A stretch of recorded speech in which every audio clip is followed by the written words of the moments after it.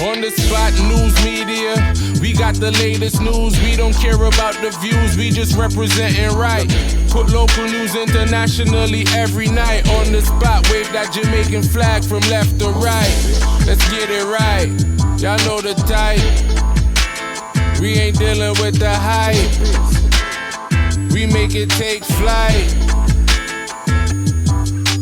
Yeah, man, my viewers and subscribers, what a going. A blessed and wonderful Friday morning to each and every person out there tuning into On The Spot News Media. Now, my peeps, I don't know how we do it over on this side each and every morning. We have to give thanks and praise to the Most High Creator for the preservation of life, because life is indeed the greatest. So in the morning, my peeps, I have a few stories to share with you, the regular members of John Public and also members of the diaspora. So please like the video, share the video, watch the entire vlog so you can get a full understanding and a better appreciation of everything we are going in Jamaica. So now, my peeps, to the name Friday, the day when Mr. Smile upon some of the ones and ones them pocket, even though the finance minister Nigel Clark has fallen short and many public sector workers is still not paid. Yeah, man, may I tell you. But safe travel, pan the gravel, look out on the corner, yeah, because you don't know in this Yuletide season, the criminal elements them out there hungry and them always out there alerts. Yeah, man. So in yesterday evening's vlog, I made mention of a double loss of life that took place over there in Commodore District in rural St. Catherine. The police has since identified those two persons.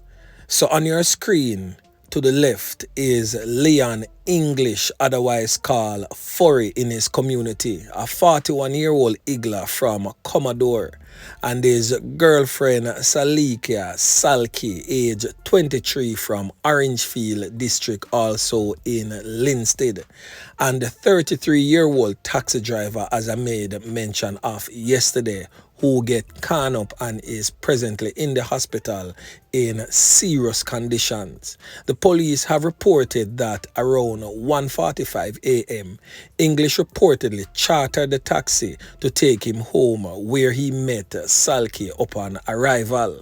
The police reports also states that they were reportedly ambushed by armed criminal elements who opened gunfire at them, hitting English in his face and upper body. Salkey was conned up in her hand, arm and upper body.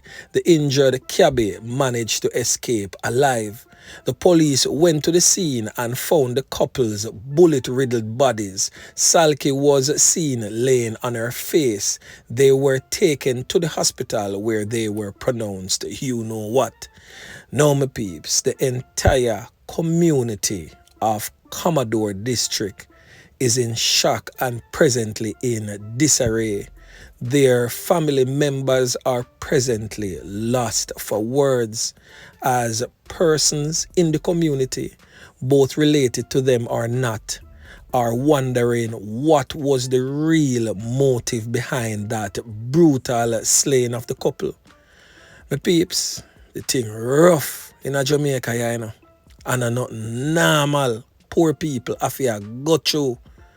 And when you hear On The Spot News Media and other like-minded bloggers coming here repeatedly every day and preaching the same story, let not it continuously fall on deaf ears. Let each and every person out there tuning into the voice of On The Spot News Media right now, both yard and abroad, play their part, our part, in advancing our country's welfare and curbing our present crime situation. Because literally, my peeps, nobody at all is safe. So nobody feel like say, through you there Farin, you will still get the conning. And nobody feel like say you live round a one place, round so like Commodore District. The conning still a go reach. Even if you live uptown, it no matter, you will still get the conning. So each and every Jamaican need to heed to the warning. Yeah, man, may I tell you. So right now, I'm going to show you something presently on your screen. Now, this is a Twitter post that the Minister of National Security, Horace Chang, was tagged in. And it states, break-ins and hold-up in Jackshill, the wealthiest community in Kingston, home to the German, the US, European diplomats, Portia Simpson, our former Prime Minister, Delroy Chuck, and also the Bank of Jamaica's governor and leaders of several large Jamaican companies. And the person is asking, what a go on? What kind of pop down business this? And when you read through the comments section, we can see where the comment section is flooded with persons who live at an address beneath Crossroads. And these persons are saying, oh well, it finally reached Funa doorstep now. So I guess we got to do something about it presently. So this is just to show that wherever you are, these criminal elements are going to continue to step up them thing if nothing is done. It's just like a child. If you don't curve that child and instill discipline, that child will continue to test you until them start box and kick you down. So basically, these criminal elements has tested the waters and say, yo, they not doing nothing. So they must step up the thing right now. So Jackshill, here they come. Yeah, man. So my peeps, make we continue. And still in the volatile St. Catherine North Police Division, a 22-year-old man ended up get caught up losing 3 pints whilst at home in his Buena Vista house in Linstead, St. Catherine. He has since been identified as Sean Paul, not the dancehall artist Sean Paul, but Sean Paul nonetheless. He is affectionately called in his community by the name Chala. The police says that around 6:30 p.m., unknown assailants, criminal elements, invaded Paul's home and opened gunfire at him, hitting him all over his body, taking his life, same place on the spot. Another man was also injured in that fiery knockings and clappings. He has since been assisted to the hospital where he is presently being treated. So my peeps, the knockings and clappings continues. Commissioner of Police Major General Anthony Anderson is recommending the imposition of another round of states of public emergency SOE before the year ends. The commissioner notes that there are still certain areas being plagued by violent crimes. He was speaking during a tour of the Trelawney Police Division on Thursday. Now, the commissioner notes that it is important to start the new year right. SOEs were previously imposed on December 6 in the parishes of St. Ann, Clarendon, St. Catherine, specified areas in Kingston and St. Andrew, and also St. James, Westmoreland and Hanover. However, the security measures ended on Tuesday.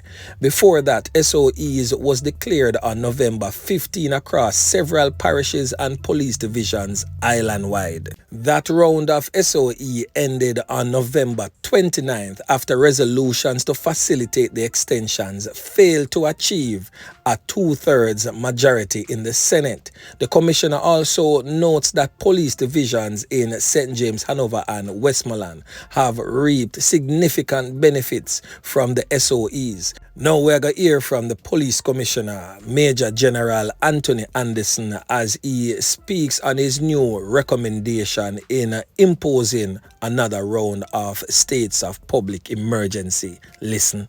Where we have had an SOE in place, I am certainly going to ask that we declare again in some of those spaces. We might change the boundaries a bit, but there are still places where the problem hasn't gone away, and we're going to need those measures again in the last part of the year and into the first part of next year. It's important that we start the year right in terms of the numbers so that we can continue that momentum into next year. We've had, certainly over this one, which just ended a day ago, we saw a 66% decline in homicides in those 3 parishes, which is actually beneficial. And of course, the way the plans work, so St. James has its plan, Hanover has its plan, Westmoreland has its plan, and we use appropriate tools where it's necessary to get the results that we get. The ones where the SOE are, that's what's necessary there. In the ones where that's not what is necessary, we use other methods. As I say, when we get emergency powers, all other policing tools are on the table and are being used everywhere. There are some places that are just such a high level of violence and violent crime that the emergency powers are significant in impacting that violent crime. So it's just, we call horses for courses. It is what is required based on the plan and the problem for each space. And we're getting results in all of them. That was the voice of Major General Anthony Anderson defending the use of SOE in specific areas versus general policing in other parts of the country. So now, my peeps, people need to understand the power of social media. And when used correctly, we can get the desired results. Now, we as a people need to push forward stringent changes that is necessary, that needs to be made in our country's constitution, not just with the Firearm Act, but with also other acts and jurisdiction. We are speaking about the Correctional Services Act, the JCF Act, and the entire act that governs and covers the judiciary system. We need changes and amendments to those acts. We need to push that so that the parliamentarians on both political divides, not just the JLP, but also the PNP, because they need to be on board also for everything to work. The political differences needs to be pushed aside, even though we know say them nah gonna do that. Politics is always number one for some of them, but we really need to corner some of them people here and force their hands to defend the rights and liberties of the regular members of John Public and stop play politics with people life and deal with the issues at hand forthwith. Yeah, man. Now the last thing that we're going to discuss in the morning here is the incident, the set of incidents that took place involving vendors and Metropolitan Police in downtown Kingston Commercial District. And at least one vendor in the downtown Kingston Commercial District says that the user fees for markets in the area are prohibitive for vendors plying their wares in the busy commercial district. The comment follows the recent destruction and confiscation of goods by the Kingston and St. Andrew Municipal Police. The incident, which was captured on a viral video, has been widely condemned by society.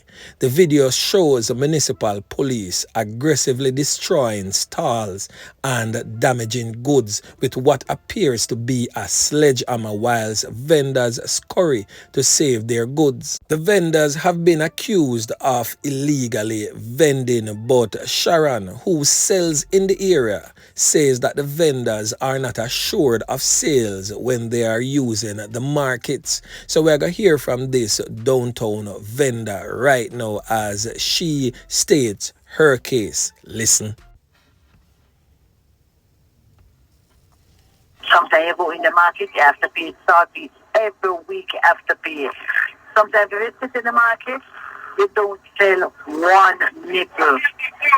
And some people rather walk out on the road and look more than go in the market. Certain things they will have in the market sale. Like if you have dresses like going out dressed, funeral clothes, and those people no go. You're going to get that in the market. But you have some little simple like some little socks, ribbon, underpants and those things.